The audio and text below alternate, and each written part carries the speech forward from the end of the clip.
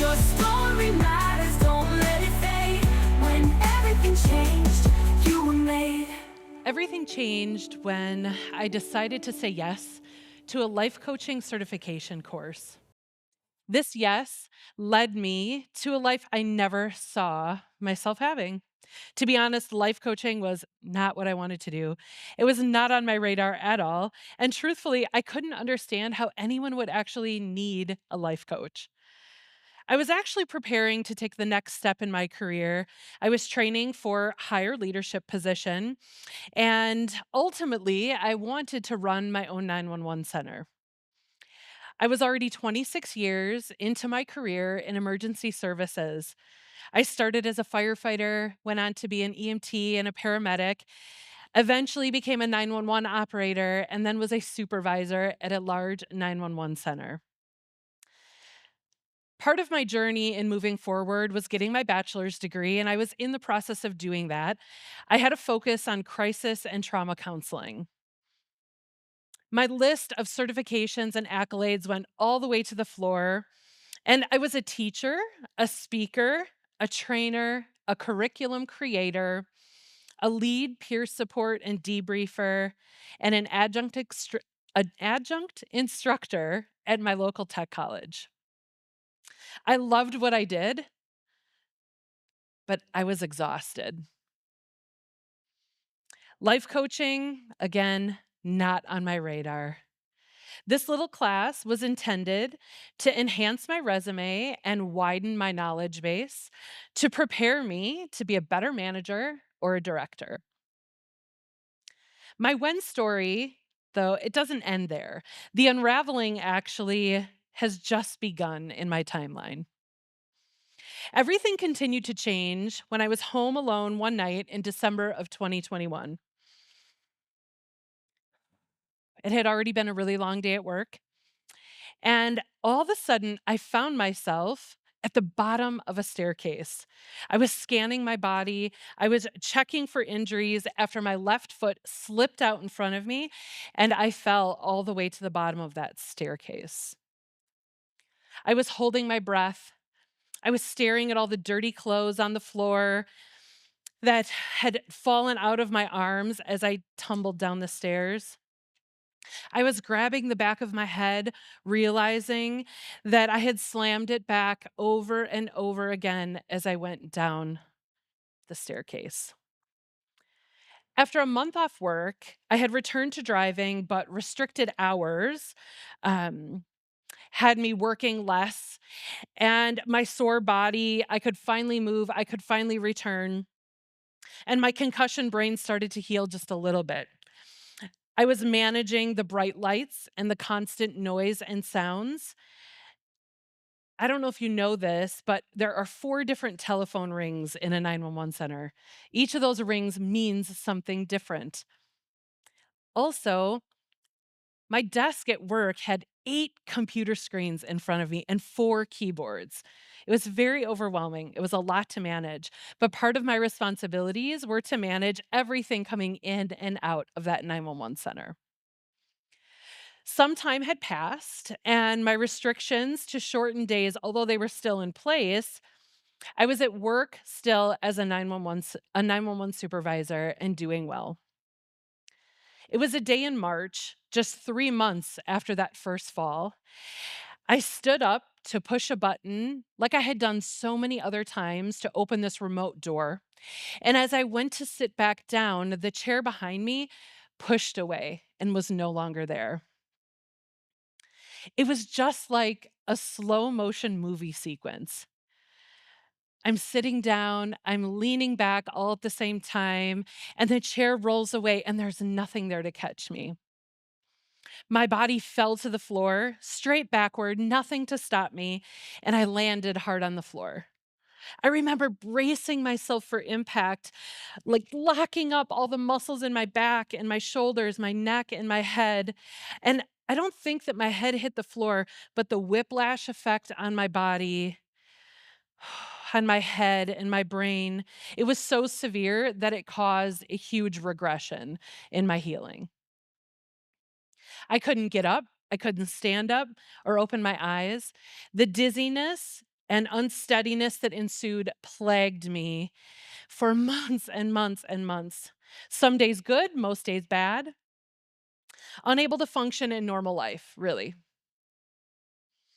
I had never had an injury so severe in my life. Doctor's appointments, scans, physical therapy, speech therapy. The pursuit of healing continued, but the unraveling, it wasn't done yet. And I had no idea what was coming. The emergency chaos in which I had flourished turned to dim lights, low noise, and hours of sleeping, rest, and recovery. Without my permission, the sprinting had turned to a marathon. I could not return to work, and I had no idea how I was going to move forward. And that's when everything changed again. About 6 months after that first fall, all my PTO had been used up. I had no FMLA left to use, and HR called me into work for a meeting. At that point, I was really, really struggling in the healing process of my concussion. My husband actually had to help me get dressed. He had to stable me just to walk and drove me to work. When I showed up, they told me that my 27-year career was over. I would no longer have a position at the county in the 911 center. I was numb. My identity as an emergency responder, as a servant leader, as a professional and the go to person for help, for protocols and extra hours, I was the reliable girl. It was all stripped away in a 3.5 minute meeting. 17 years of dedicated service meant nothing in that moment. I had seen it done to others. I just never really thought it would be me. I crawled back home, hurting and damaged from the concussion, and then questioning who I was without my uniform, without the job, without helping people, and the never ending constancy of responsibilities that I've loved to hate over my entire adult life. I felt betrayed and abandoned. I had been loyal for almost 2 decades. I had served at the expense of my family, my body, and sometimes my sanity. I wore exhaustion like a badge of honor. I worked insane hours with changing schedules and every type of weather situation you can imagine. I had worked almost every horrific tragedy that struck our county, and sometimes those even at the state or national level. I missed birthday parties and recitals and bedtime prayers. I missed going to the gym and resting and taking care of myself. But what I'd soon discover in the aftermath of termination was that everything actually changed again when I realized that my identity was steeped in what I did, who I helped, and what I was giving to others, rather than who I was. The days and months following this were excruciating, as you can imagine, both mentally and physically. Up until this point, my understanding of concussion injuries were really in just reference to athletes who would get injured, take some time off, maybe days to weeks, and then go back to playing the sport that they loved. This has not been my story. It's been 3 years, and I'm still unable to drive, work full time. Some days I can't even go in the grocery store or go to church. And as you can see, my speaking career has shifted as I'm having to use some notes today. When everything changed in my life, I realized that I had been neglecting myself and the ones that I love for quite some time. I thought the fall down the stairs was the end of me, but I'm climbing my way back up one step at a time. My worth and my identity are grounded in who God says I am, not what I do or what I produce. Now I focus on healing and loving myself. I focus on rebuilding my life intentionally.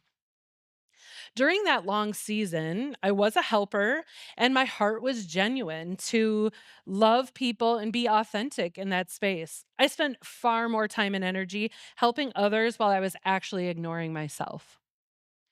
The concussion and its after effect has been equally the worst and the best thing that's ever happened in my life so far. It's wrecked me physically, and I'm still in process. I'm still healing.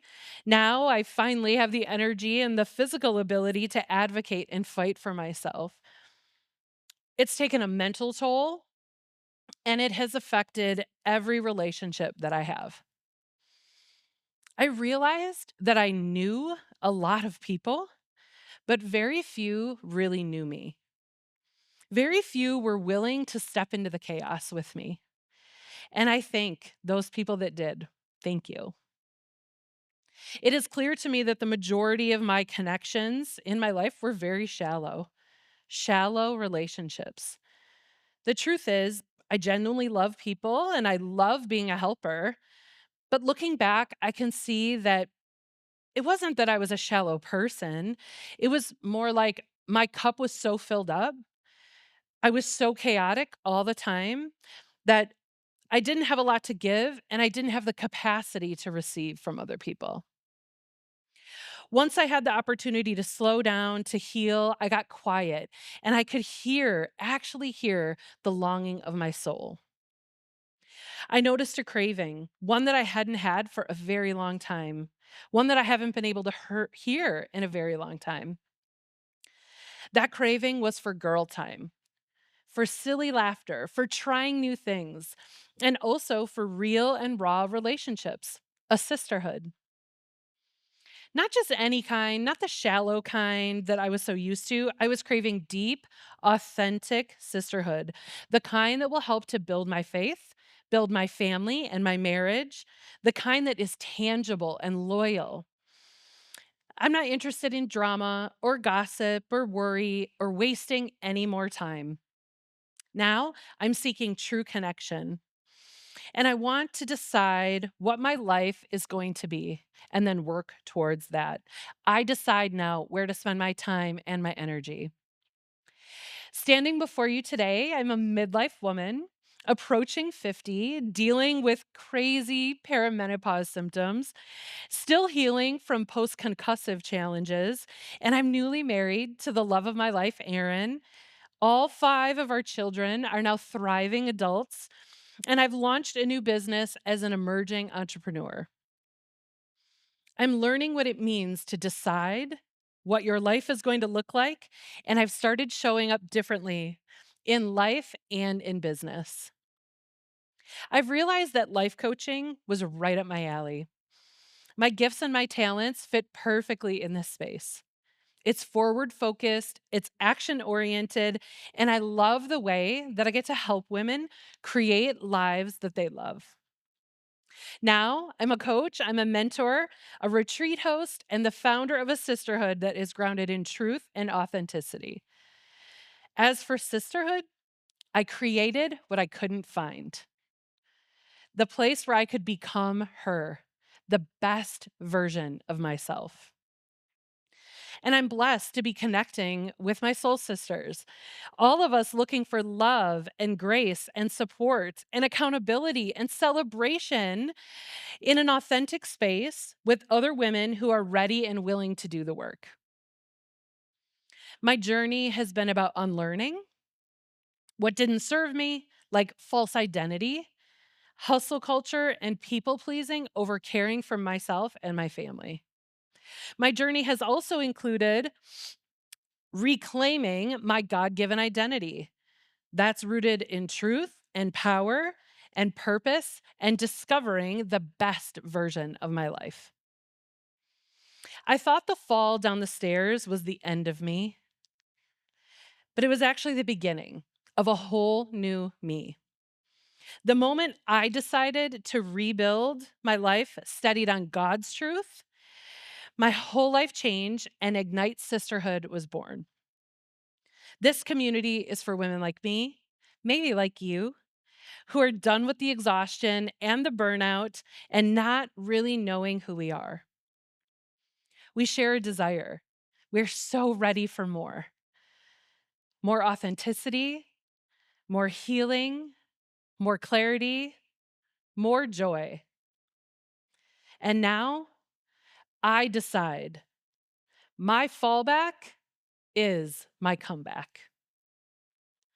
Thank you. Thank you.